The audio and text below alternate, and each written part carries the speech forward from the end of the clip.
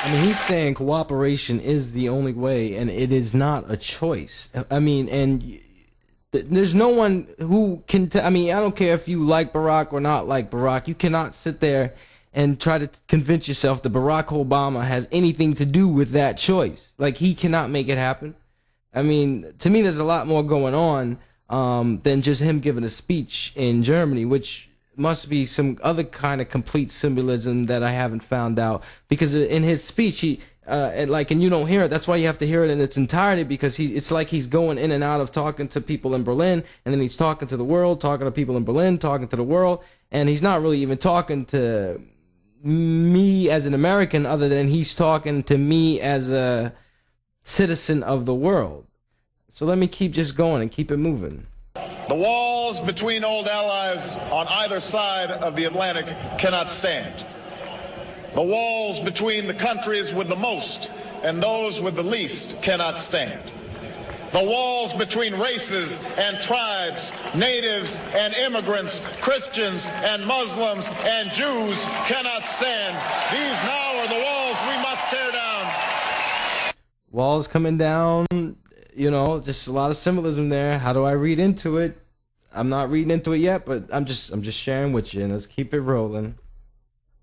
That walls can be torn down, but the task is never easy.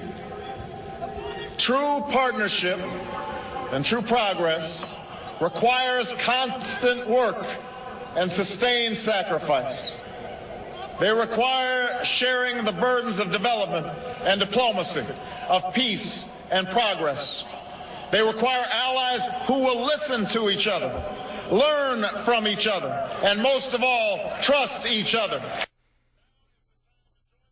I mean, now is the time to come together. It's just same message. I mean, there's only 1, 2, 3, 4 more clips, so I just play them through.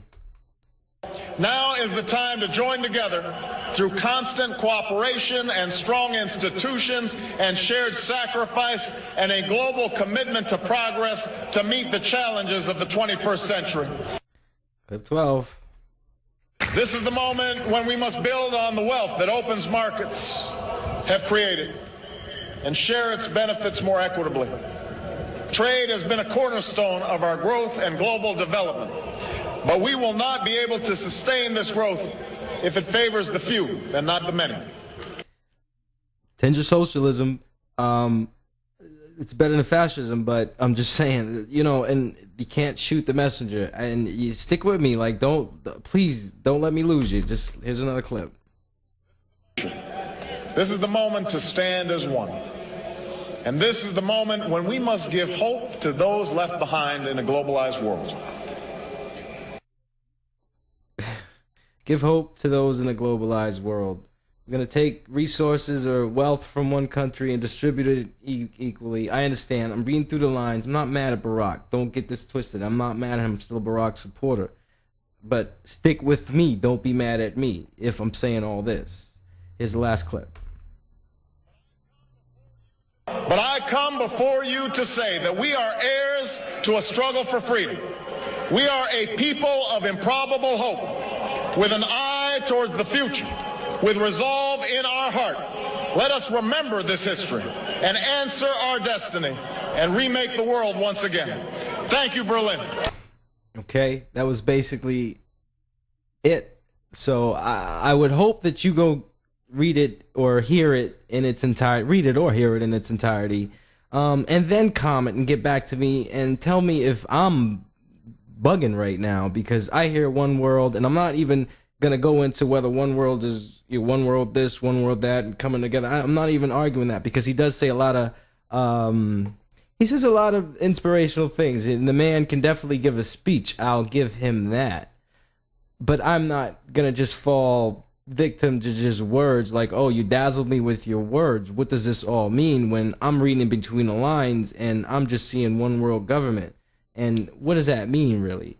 The globalization is that, like, globalization is if for us to all compromise, there could only be one security force, and we would be made to compromise. And my whole issue is there's a few issues. There's a few issues about American sovereignty. There's a few issues about my liberty, and there's a few issues about who's going to be deciding things for me if I am not able to vote. If I like, who's my representative?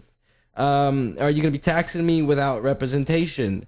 There's things that America was built on that seems contradictory to these concepts. And once again, I'm still a Barack Obama supporter because these things are already in motion, obviously. And to me, it seems like he's just trying to convey a message. You could vote for him or you could not. He just delivered a very strong, potent message to you to tell you how the world is going to be. And I think that's the most important thing. So really on this one, truthfully, get back to me. I am not a kook.